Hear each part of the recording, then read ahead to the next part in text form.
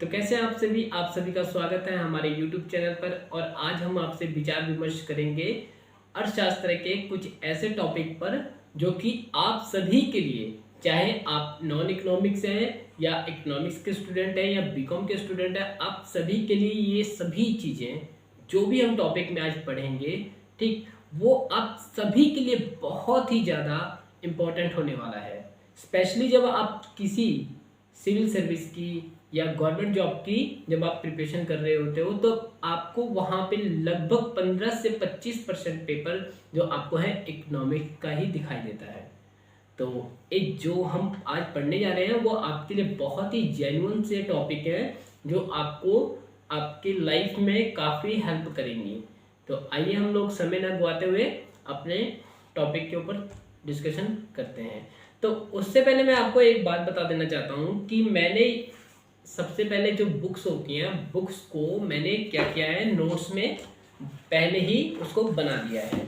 अब मैंने उसको नोट्स बना दिया है ताकि आपको जो बुक की हाई लेवल लैंग्वेज होती है वो आपको ईजिली सरल सिंपल लैंग्वेज में कन्वर्ट करके मैं आपको लिखवा देता हूँ, ताकि आपको जल्दी ही और आसानी से ये समझ आ जाएगा।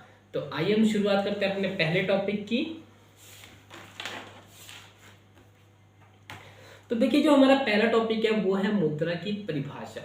ठीक है, तो उससे पहले हम मुद्रा के ऊपर थोड़ा सा चर्चा कर लेते हैं कि मुद्रा होती क्या है। मुद्रा को इंग्लिश में करेंसी कहते हैं। अब करेंसी क्या होती है? देखिए, कोई भी जब देश होता है तो अपने देश के अंदर क्रय और विक्रय के लिए मुद्रा का निर्धारण करता है। ठीक, जैसे हमारे भारत में रुपया क्या है, मुद्रा का ही रूप है। अब इससे लाभ क्या होता है? लाभ यह है कि हम कभी भी किसी भी वक्त किसी भी समय, चाहे आप कर्नाटक में है, गुजरात में है, पंजाब में है, हरियाणा में है, हिमाचल में है, आप कभी भी 5 रुपये का सिक्का किसी भी समय, रात को 1 बजे, दिन में 2 बजे, शाम को 3 बजे, रात को 8 बजे, कभी भी 5 रुपये का सिक्का किसी भी व्यक्ति को किसी भी समय किसी भी स्थान पर जब आप उसको देंगे तो उसकी कीमत 5 रुपये के सिक्के की हमेशा 5 रुपये के मूल्य के बराबर ही होगा। मतलब जितने रुपए का सिक्का है, जितनी क्वांटिटी है आपके पास मुद्रा की, उसकी वैल्यू भी उतनी ही होगी। पर ये क्या है, सिर्फ हमारे देश के अंदर है, सिर्फ हमारे देश के अंदर है, भारत के अंदर है। तो आइए इसके बारे में और ज़्यादा हम चर्चा अपने नोट्स में करते हैं। ठीक है, तो मैं आपको लिखवा रहा हूँ, लिख लीजिए साथ में। जो स्टूडेंट है इकोनॉमिक्स वाले, उनके लिए तो मोस्ट इंपॉर्टेंट हो सकता है टॉपिक ये। तो हम लोग बात कर रहे थे मुद्रा की परिभाषा की। ठीक है, तो मुद्रा की परिभाषा आप लिख सकते हैं कि मुद्रा, ब्रैकेट में आप करेंसी भी लिख लीजिए। ठीक है, मुद्रा पैसे या धन के उस रूप को कहते हैं, पैसे या धन के उस रूप को कहते हैं जिससे दैनिक जीवन में क्रय और विक्रय होती है। क्या है दैनिक जीवन में? देखिए, मुद्रा धन या पैसे के उस रूप को कहते हैं जिससे हम क्या कर सकते हैं, अपने दैनिक जीवन में खरीद और बेच सकते हैं। देखिए, धन और पैसा, पैसा तो आप समझ रहे हैं, पैसे से रुपया बनता है। धन से क्या मतलब है? संपत्ति। जो आपके पास जमीन है, जमीन को अगर आप बेच रहे हैं तो किस रूप में बेचेंगे? हमेशा मुद्रा के रूप में ही बेचेंगे। बदले में आपको क्या मिलेगा? रुपया मिलेगा। अब उस रुपए से क्या कर सकते हैं आप? अपनी अन्य जरूरतों को पूरा कर सकते हैं। तो यही क्या है, आपका मुद्रा की परिभाषा है। इसकी कुछ लाइंस और हैं, वो भी पढ़ लीजिए। एक बार स्टार्टिंग से रिपीट कर देता हूं कि मुद्रा पैसे या धन के उस रूप को कहते हैं जिससे दैनिक जीवन में क्रय और विक्रय होती है। इसमें सिक्के और कागज के नोट दोनों ही आते हैं। देखिए, आपको पता है कि सिक्का और कागज हमारे भारत में चल रहा है। ठीक, तो इसमें क्या है, दोनों प्रकार की मुद्राएं आ जाती हैं। ये हर देश में, लगभग हर देश में सेम कंडीशन है कि सिक्के और पैसे दोनों ही, रुपए कागज के नोट दोनों ही चलते हैं। ठीक, आमतौर से किसी देश में प्रयोग की जाने वाली मुद्रा उस देश की सरकारी व्यवस्था द्वारा बनाई जाती है। ठीक है, इसी प्रकार भारत की मुद्रा रुपया व पैसा है।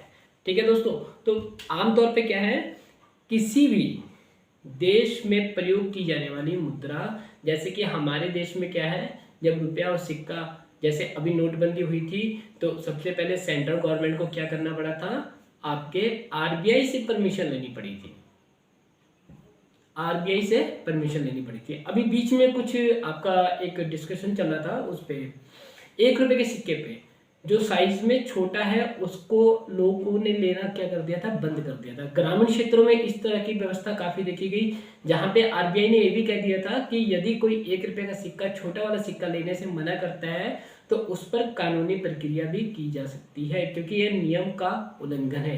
क्योंकि आरबीआई ने क्या है, उसको महत्व दे दिया है एक्सेप्ट करने का, तो आप क्यों नहीं कर रहे हैं। तो ये कुछ न्यूज आई थी बीच में, ठीक है। और इसकी परिभाषा लिखिए,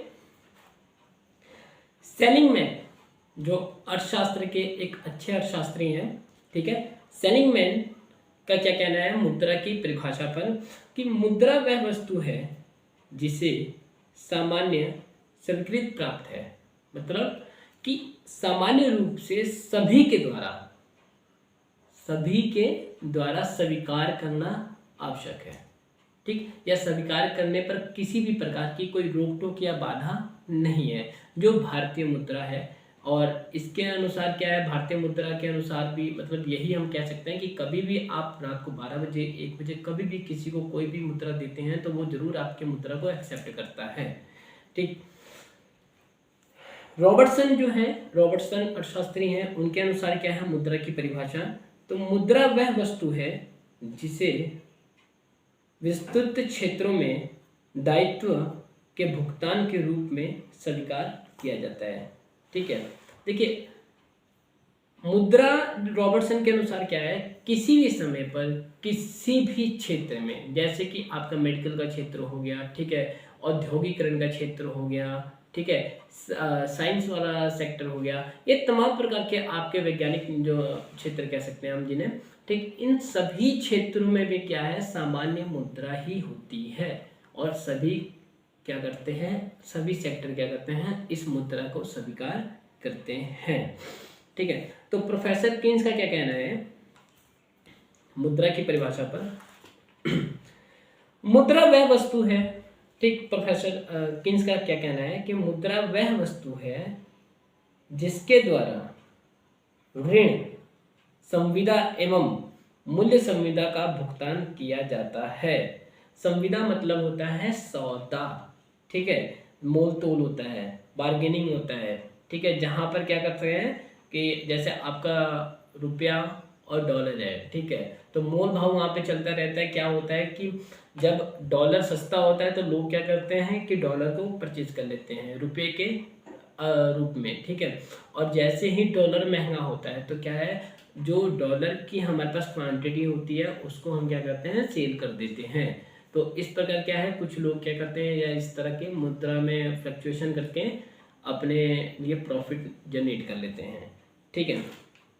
तो प्रोफेसर किन्स का एक बार दोबारा सुन लीजिए, मुद्रा वह वस्तु है जिसके द्वारा ऋण संविदा मतलब सौदा, ठीक है, ऋण संविदा, जहां पर क्या है कि जो आप उधार लेते हैं, ठीक है, उधार लेंगे तो वहां पे सौदेबाजी करते हैं। सौदेबाजी में क्या होता है कि आपको इंटरेस्ट देना या लेना होता है। अब वो आप पे आधारित है कि आप उधार दे रहे हैं या उधार ले रहे हैं, ठीक है। तो प्रोफेसर किन्स का क्या कहना है कि मुद्रा वह वस्तु है जिसके द्वारा ऋण संविदा एवं मूल्य संविदा का भुगतान किया जाता है एवं जिसके रूप में सामान्य किया जाता है।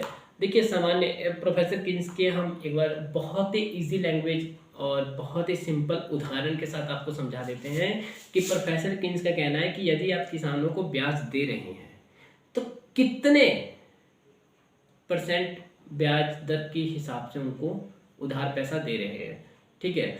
और यदि आप देखते हैं कि किसान क्या है, उधार लौटाने में असक्षम है, सूखा पड़ गया, बाढ़ आ गई, तमाम प्रकार की ऐसी प्रक्रियाएं हैं, तो वहां पे सरकार क्या करती है कि सरकार उस ऋण या कर्ज को माफ कर देती है। तो इस प्रकार की प्रक्रिया भी प्रोफेसर किन्स के अनुसार क्या है, मुद्रा अर्थव्यवस्था में शामिल होती है, ठीक है। प्रोफेसर मार्शल का क्या कहना है, प्रोफेसर मार्शल के अंतर्गत ये समस्त वस्तुएं सम्मिलित की जाती हैं जो किसी समय अथवा किसी स्थान में बिना संदेह या विशेष जांच पड़ताल के वस्तुओं तथा सेवाओं को खरीदने और बेचने में सामान्य प्रचलित रहती हैं। देखिए प्रोफेसर मार्शल का भी वही प्रक्रिया है, कहना कि कभी भी किसी भी समय हम किसी भी वस्तु को खरीद अथवा बेच सकते हैं। यह सभी किस में शामिल होते हैं? मुद्रा की अर्थव्यवस्था में ही, मुद्रा की प्रक्रिया में ही, और सरकार की मान्यता प्राप्त होने के बाद ही ये सभी प्रक्रियाएं इसी के अंदर शामिल होते हैं कि हम किसी भी समय किसी भी वस्तु को खरीद अथवा बेच सकते हैं। ठीक है, तो उम्मीद करता हूँ कि आपको मुद्रा की परिभाषा समझ आई होगी, और ये 4 पॉइंट है, 4 अर्थशास्त्री हैं आपके पास, और हम अगले टॉपिक में भी आपके साथ जल्दी ही मुलाकात करेंगे। धन्यवाद।